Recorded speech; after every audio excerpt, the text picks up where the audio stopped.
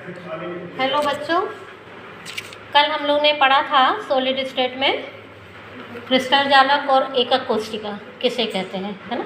तो क्रिस्टल जालक में कल आपको बताया था कि जैसे दीवार बनी है, ईंटों का एक निश्चित पैटर्न है, तो एक जो छोटी यूनिट होती इकाई होती है जिससे मिलकर पूरा जालक बनता है उसको कोशिका कहते हैं। ठीक है, अब हम वही एकक कोशिका के प्रकार पढ़ेंगे कि एकक कोशिका कितने प्रकार की होती है। तो जैसे यहाँ पर देखिए, एकक कोशिका है, मुख्यतः उसको हमने दो भागों में बांट देते हैं। आद्य एकक कोशिका, आद्य एकक कोशिका का मतलब है सिंपल यूनिट सेल, ठीक है। और दूसरा है केंद्रित एकक कोशिका।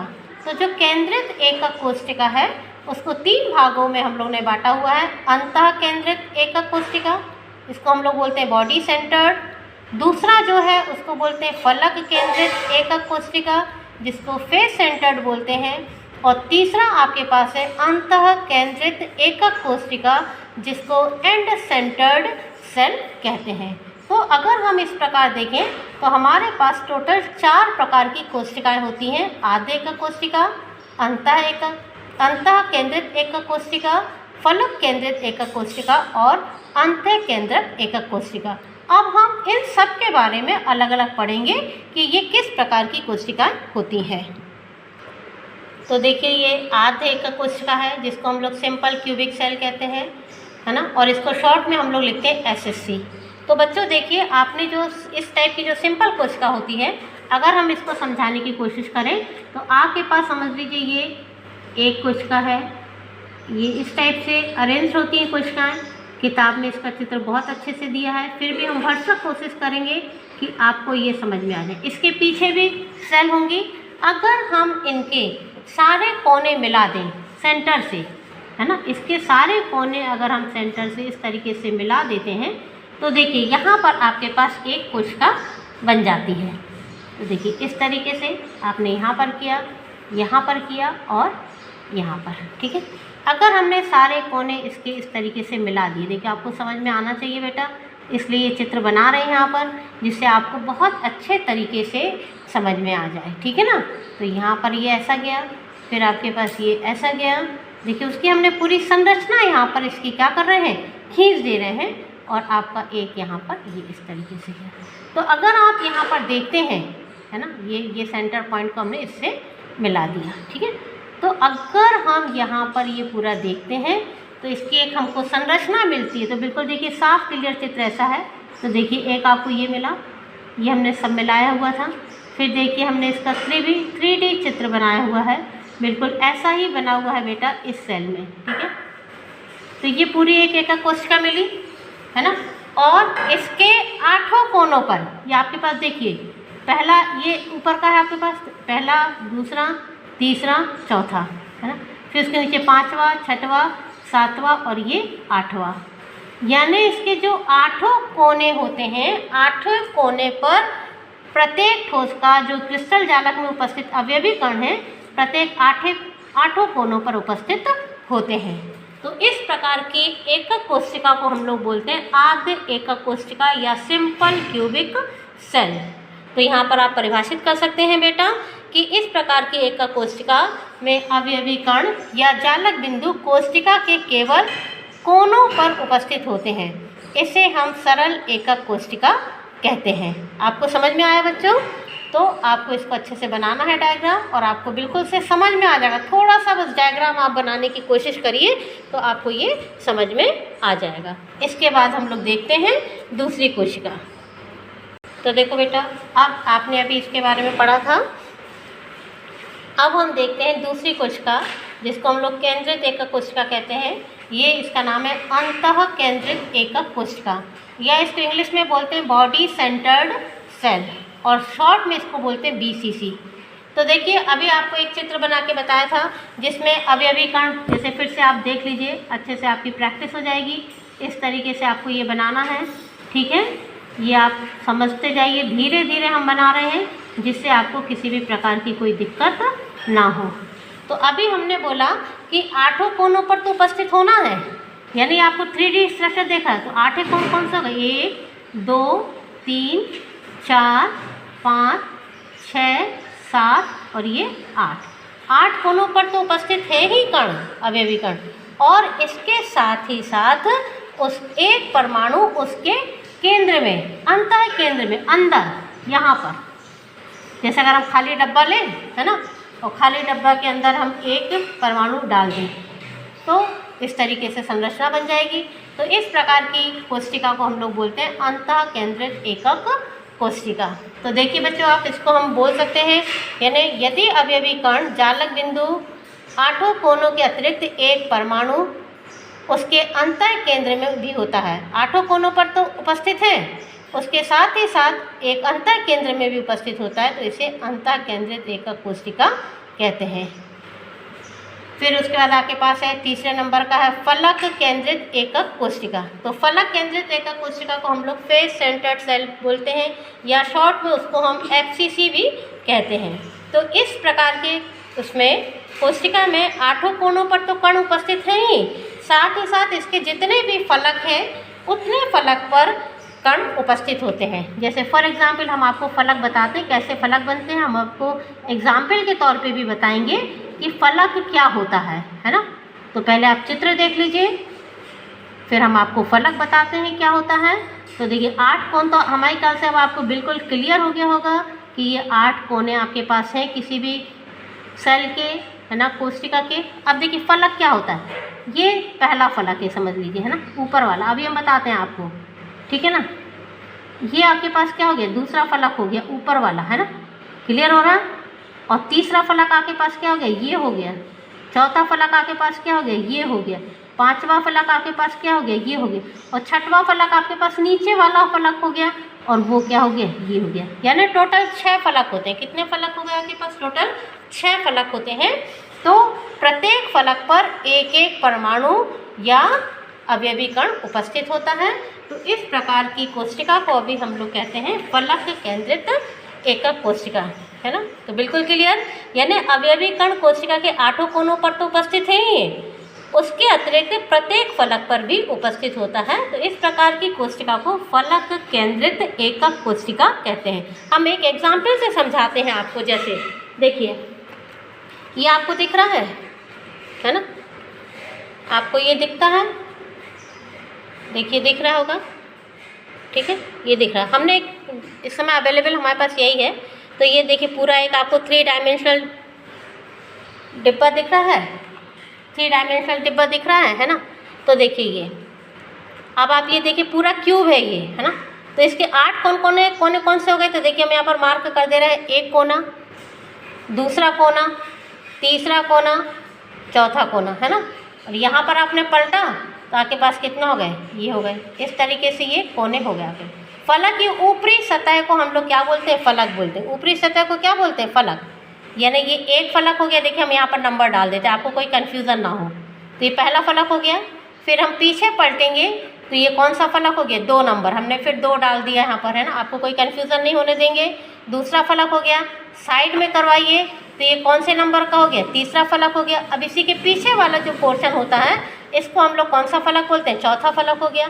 अब देखिए पलटिए यहाँ पर, ये 5वां फलक हो गया और ये टोटल 6वां फलक हो गया, है ना।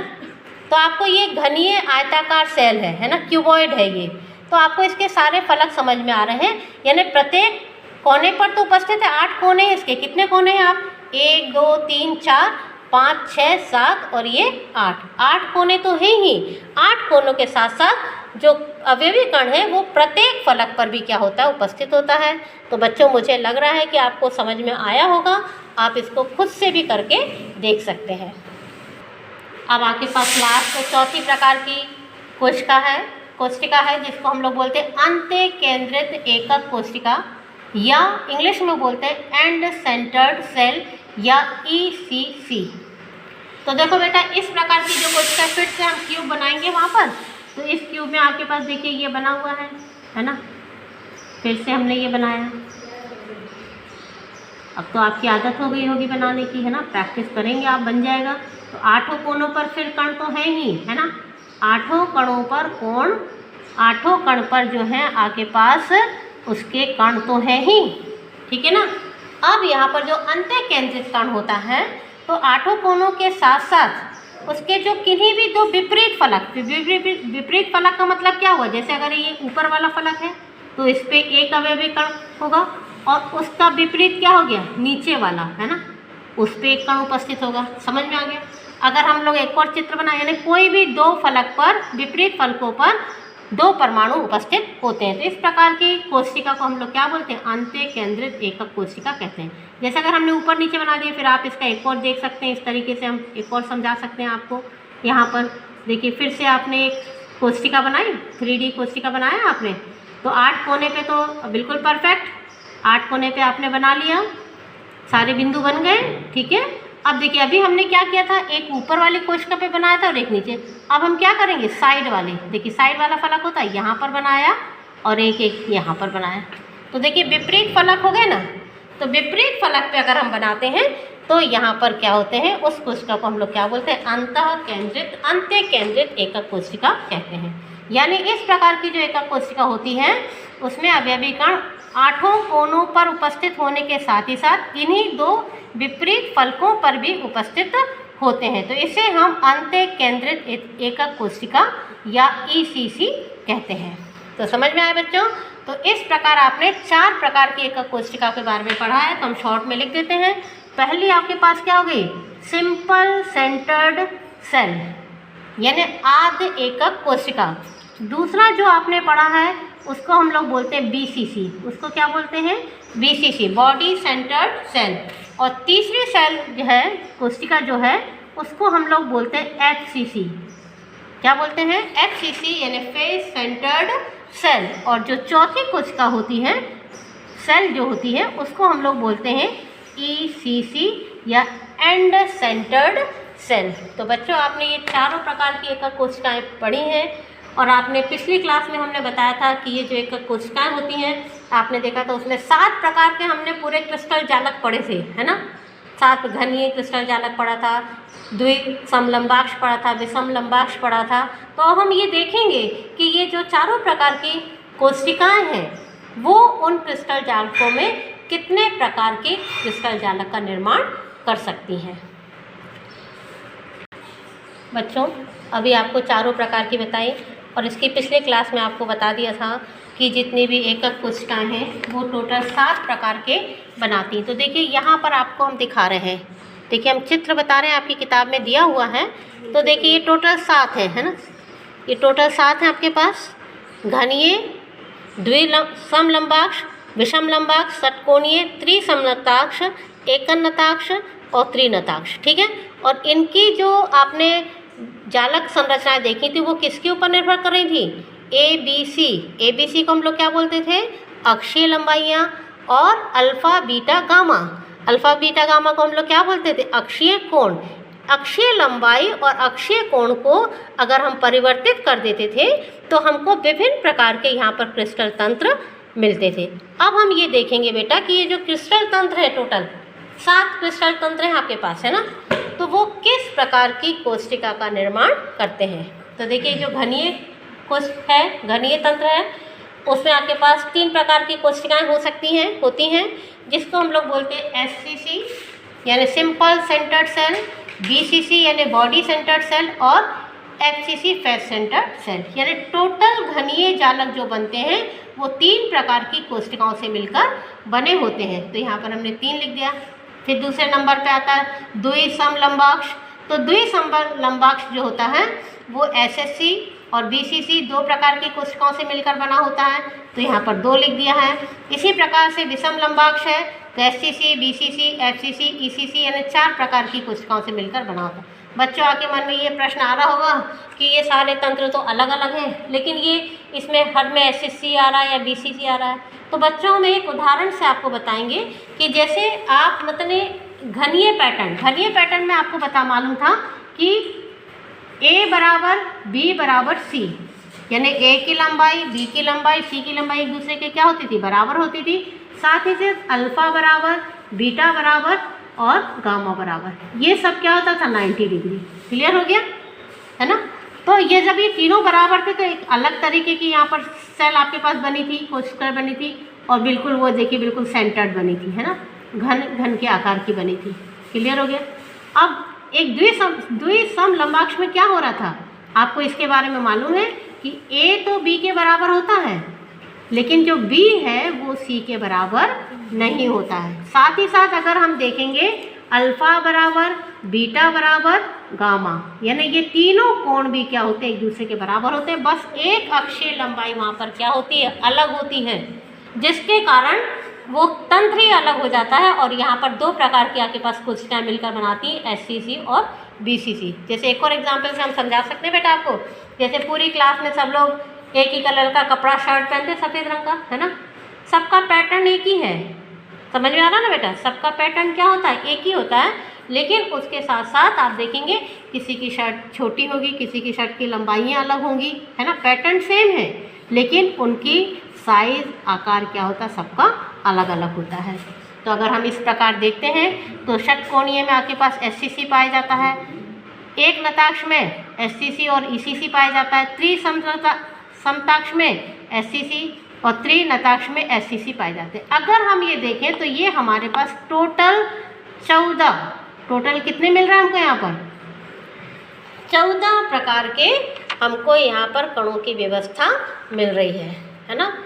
तो इस आधार पर एक वैज्ञानिक थे, फ्रांस के वैज्ञानिक थे, गणितज्ञ थे, उन्होंने बताया कि हम मतलब जितने भी जालक हैं, है ना, तो जो उन जालकों को हम 14 प्रकार के विभिन्न जालकों में बांट सकते हैं, जिन्हें ब्रेवे जालक कहते हैं, जिन्हें क्या बोलते हैं, ब्रेवे जालक कहते हैं। तो ब्रेवे ने, यहाँ पर हमने आपको लिख के बता दिया है कि ब्रेवे ने 1848 में बताया कि 7 क्रिस्टल समुदाय, तो ये आपके पास 7 क्रिस्टल समुदाय हैं, है ना, 7 क्रिस्टल समुदाय को उनकी एकक कोशिका में कणों की व्यवस्था के आधार पर 14 विभिन्न प्रकार के त्रिविम जालकों में बांटा जा सकता है, जिन्हें ब्रेवे जालक कहते हैं। तो आज बच्चों आप लोग को इतना समझ में आया होगा। फिर अभी हम इस पर आधारित क्वेश्चन आपको बोल देते हैं और वो क्वेश्चन आप सारे सॉल्व करेंगे। Thank you.